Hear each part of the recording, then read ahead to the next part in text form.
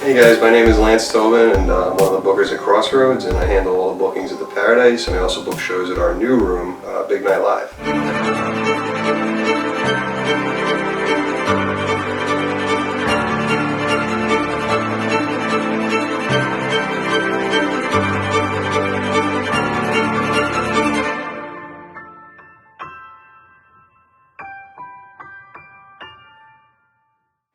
How did you get started in this venture?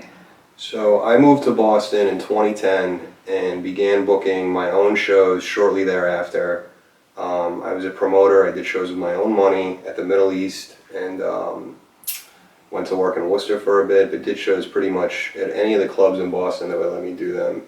November 2013, I started working for Crossroads and began taking on shows at Brighton Music Hall, but also did some stuff at Cafe 939 once in a while, at Once Ballroom, and started taking Paradise on earlier this year, but that's how I got started, yeah.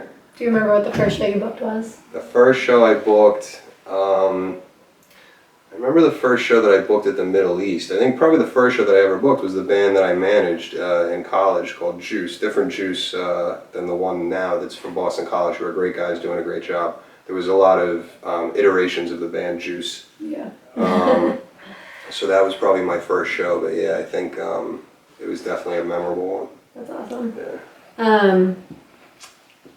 What's been your biggest obstacle booking multiple venues, from your beginnings till now? I think, you want to make sure that every venue gets something different, and you want to make sure that you don't conflict with other shows that you're also promoting in the office. So we have a group of bookers, and we want to try to steer clear and do what's right for the band, and sometimes that means making sure that a band lands on a date where they're not going to conflict in the same genre. So that it doesn't hurt the show. But that's probably the biggest challenge, because we have a lot of venues here, and on a given night in busy season we could all be open. Yeah, you could have 6 shows running at once. And if you have 2 hip-hop shows or 2 metal shows or 2 any kind of shows in the same genre, they can kind of hurt each other. So, as you get into busy season, steering clear becomes a little tougher. How would you, when you're booking a show, run us through the process? What that looks like for you. So we start out with the dates, where we figure out a range of dates where they could possibly land. Normally, we come after New York or before New York, before they go to Canada, or after they come from Baltimore. Or we're used to seeing similar things with the routing where bands come from. And it kind of starts there. You don't really nail down a date until after the money is done and you figure everything else out usually. But once we get the date, then we figure out the ticket price. We do research, we send the offer. Between myself and the agent and the manager, we use any pertinent data that we use to back into what the show is going to do. We take into account all of the show costs, the production costs, anything that it could take license permit-wise to do the show. All of that gets factored in. And once there's a deal in place, you do what's called a challenge, which is basically the process of moving holds off of the date to figure out who's really serious about taking and booking that date. And if all things go well, the date that you want goes to the top, becomes the first hold, and then you're locked in.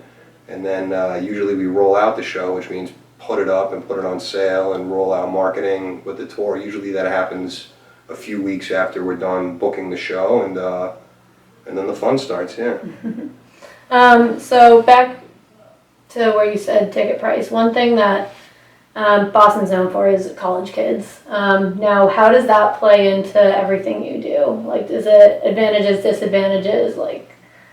Where does Boston being a college town play? It's a huge factor for Boston being as strong as it is with clubs. And if you look at the rankings of all the different venues in the world, Boston has, most of our venues are on there, and I think we do well. And I think the college kids are the biggest piece of it here. And for me, I can't speak for every booker in my office, because we all do different genres, different rooms, give you different things. But at Brighton Music Hall, you're basically on the college campus. Same with Paradise, you pretty much are on the college campus.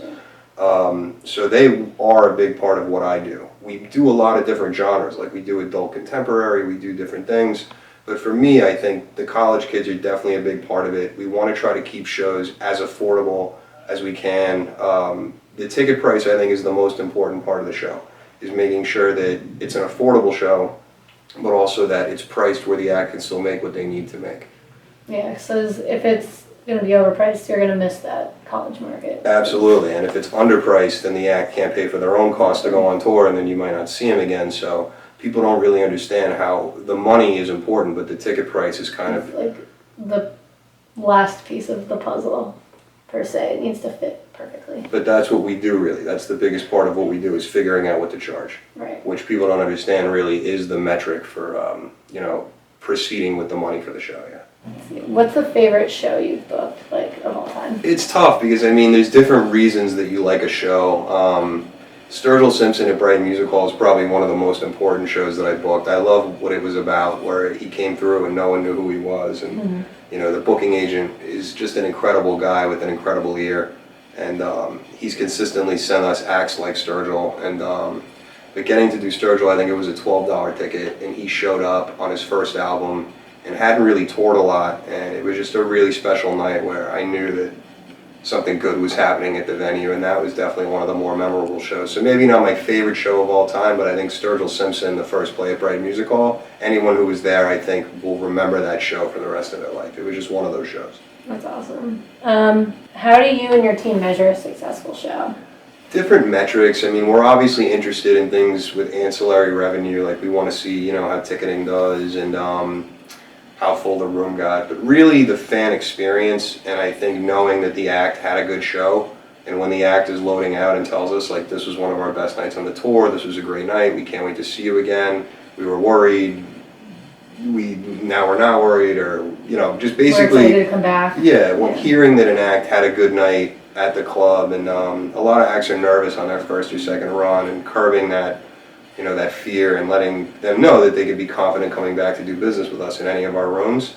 That's the big win for us, more so than I think money and profitability, and we want customer experience, I think, both on the fan side, but the bands are our customers too, and we want it for them also.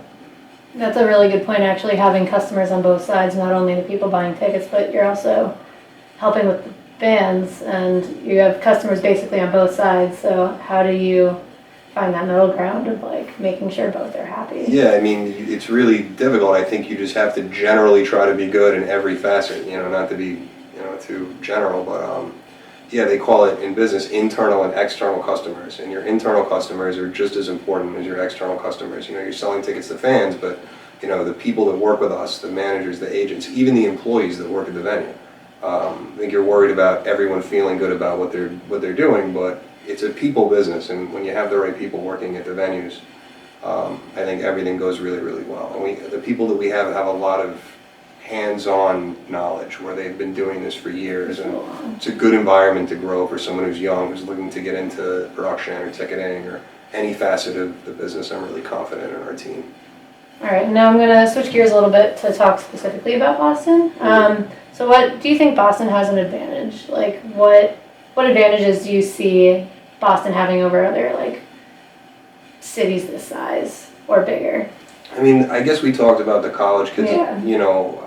That's a part of it, but I think taking it one step further, a lot of the colleges here are art schools. Right. So you have kids here that are very, very, very talented, and you put them all in the same city, and they meet and they start bands like Passion Pit and Ripe and even like Aerosmith. I mean, you have such a legacy of the young people in this city meeting and connecting and coming from different walks of life in different parts of the country, and it provides us with a great arts landscape for the city. And I know that it's becoming a little expensive to live here, and the landscape of the city is changing, but my feeling is that, without getting too much into it, I think as long as the college kids are here and those schools are doing that work to bring the best students here, we have so many good schools here that there's always going to be a good crop of talent here, whether they're transient or not. I'm sure some will stay here, like I'm one of the ones that stayed here from Berkeley. Yep. But that really is what I think makes us different than other cities. A lot of cities have great venues, a lot of cities have great arts, but not a lot of cities have the collection of colleges where you can really offer something like that. And now on the flip side, what are, like, some of the more difficult aspects of Boston? Well, it's small. It's not as big of a city. I think geographically it's small, so, when businesses come in, I think it's tough. I think the arts can suffer, but, Boston does a good job, I think, with grants and everything, and, they're not 100% in control, but I think they're trying to save the arts, and, I think, I wish Boston had a little bit more size. I mean, I think you'd see more venues there, but every city is different, and I'm from Florida, and, like, Miami's a huge city, and there's things that I like better, just that Boston has that Miami will never have, so I think it kind of gives and takes away, but yeah, if the city was, like a little bigger, we'd probably have the opportunity to see some more venues open up and things like that. But, as the arts move kind of into Malden or Cambridge or, you sort of have to look at Boston as a bigger city than it is. It's almost like us plus the suburbs and the greater New England area. But, it's definitely a small city, but there's positives and negatives to that. All right, so we're going to switch gears a little bit. We're going to talk about Big Night Live, opening Halloween night. Tell me a little bit about that and how that's going. So Big Night has been a once-in-a-lifetime experience for me to be a part of a new room, and I've booked a lot of venues in my lifetime, but never done anything like this. It's going to be this expansive high-end downtown Boston venue that's going to be on site at the Hub Complex at TD Garden, which is a new thing that's being built outside of North Station. There's a Shaw's there. They're going to have restaurants. I mean, when I was a college student in Boston, it was mostly just pubs and stuff down there. It was a fun area, and we went down there. But now it's going to have, I think, a lot more to offer, and Big Night's going to be one of those pieces. But it's going to be a 1,200 capacity venue. It'll be a very, very nice sort of experience for fans where they're able to sit if they want to sit, able to order food and drinks if they want to do food and drinks, but if they don't and they just want to go to a show and, sort of like rock out on the floor, then they could do anything, just like a regular GA room. But there's a lot of other spaces in there if you want to eat dinner, and Guy Fieri's doing the restaurant with a Mexican street food theme, and it's going to be interesting. I think Boston's never had anything like this before. And certainly something different than what we're doing at the other clubs, but we thought that there was a need for it in Boston, and I think we want to be on top of everything, and that downtown area is going to be very, very cool, and we're definitely excited to be a part of it. Tomorrow we open with Camel Fat in Gorgon City. Steve Aoki is Saturday, and then the following week we get into some of the rock shows. The Interrupters play, and Erykah Badu, who's one of my favorite artists of all time, she plays that Wednesday. So I urge everyone who has not been online to check out what we have. Maybe they'll find something that they like, and certainly it'll be fun to go see a new venue. And booking a venue that has food is cool. I know I'll get to go there and I'll get to get a good meal.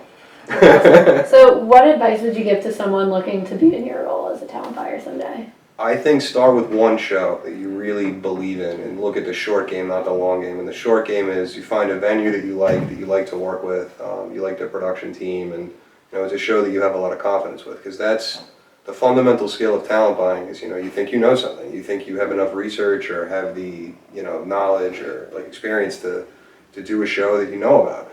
So start with that one, whether it's your friend's band or a cover band or whatever you got to do. And try to build the relationship with the venue and the band and start from there. So a young talent buyer, I think, it's a grueling job. You might lose some money before you make some money.